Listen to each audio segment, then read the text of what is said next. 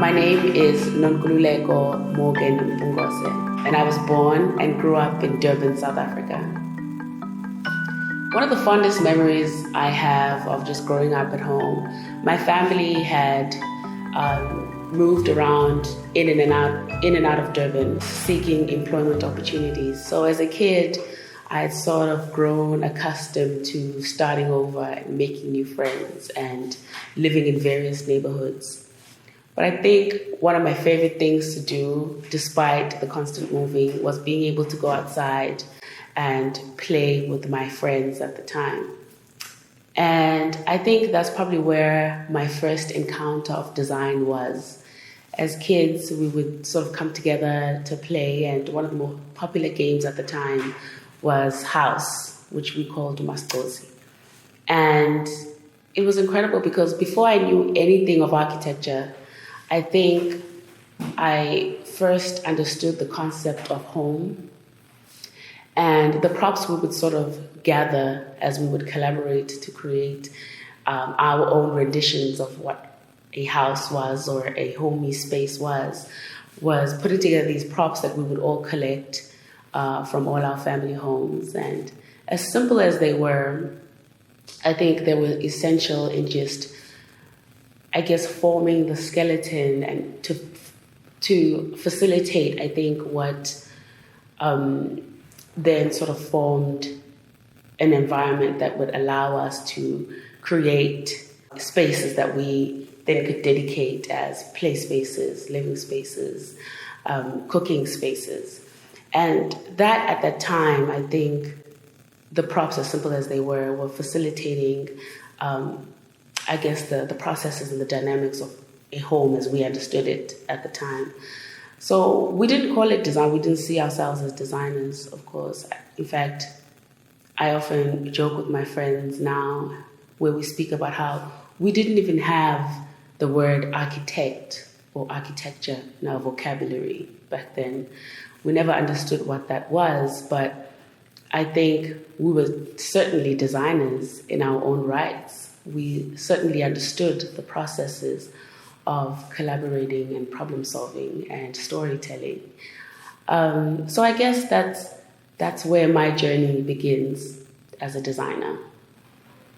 So being born in 1994, I look back now and I realize my family gave me the name Nonkululeko, which literally means freedom. And I think for them it was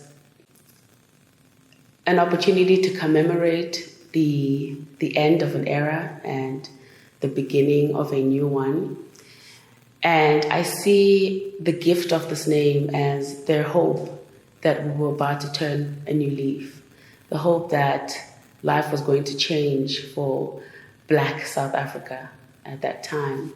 So I'm what you would refer to as a born free today, and that's a term that we've coined as children who were born after the year 1994. It's kind of sad to think that I am the first in my family to be born into a free country. You know, oftentimes I think of that and what that means, and it's such a crippling thought to have that you're the first in your country. In 2021, you're the first to be born into a free country. And so, of course, that comes with the fact that there's just so much work that needs to be done to sort of carry the promise of freedom through. So much work to be done, and of course, I bear the responsibility to be a part of the generation that has to think more critically about how we begin to, build for our own people and build for our communities and sort of build buildings that respond to the specific needs of our communities. Being born in 94 and being born to a family where my father was a driver at the time and my mother a domestic worker, they sort of had so many hopes for what it meant to have children who could go to school and have a quality education. And despite not having the resources to sort of provide the life that they would want to provide, I think what was instrumental was the hope that they continued to express that through you, things would be different. So I remember there was a time where I was living with my brother. My mom had to leave town in pursuit of a job opportunity. And at the time, I was taking care of my siblings. And we would go to school, and I would come back and have to sort of take care of my brother. I would cook the meals for the evening. I would make sure his school uniform was clean for the next day. And my teachers at school knew just how hard I was working. And they knew that despite not having the resources, that I still sort of put my best foot forward and really just extended myself in the best way that I could at the time. So when the opportunity came by where Oprah Winfrey had decided she was building a school in South Africa, I remember my educators putting my name forward. What was about to happen then was something that I cannot even begin to describe. Literally plucked out of my community and put into this institution that had all the resources that you could imagine. Just the architecture on its own was remarkable. I remember walking onto the campus and thinking, I'd never seen anything like that, in my life. Everything was thought out to the T. And I remember laying on my bed that one day. So now I had gone from literally sharing a one-bedroom space with my mom and my brother to now having a room of my own. I remember laying on my bed just thinking, I cannot believe that all I have to worry about is showing up and doing my best.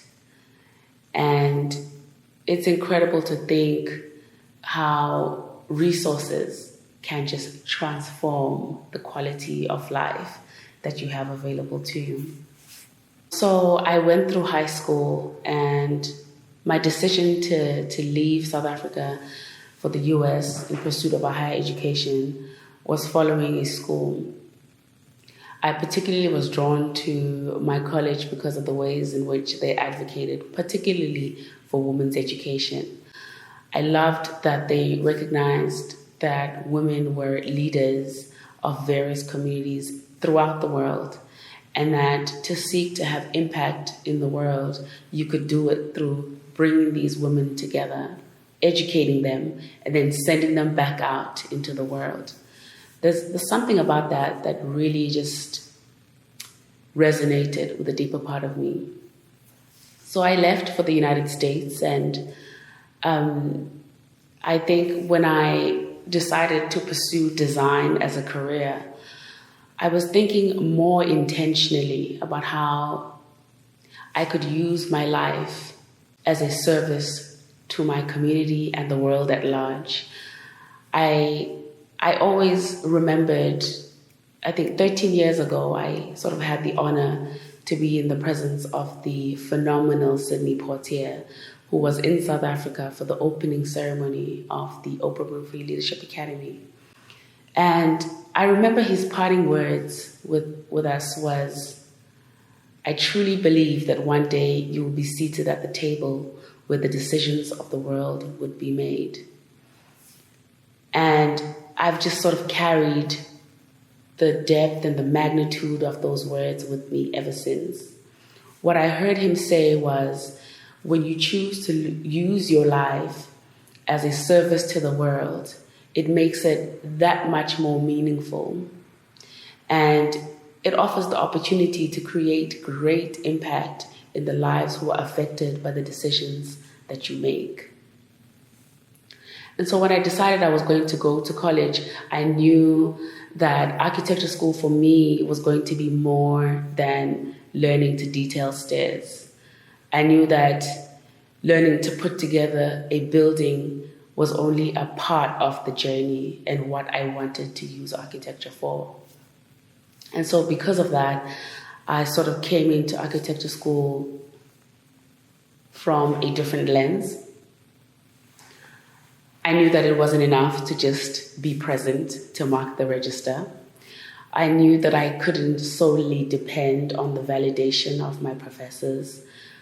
And what's key was I think I understood even back then that my professors, as brilliant as they were, as kind as they were, could only pour into me from what they knew.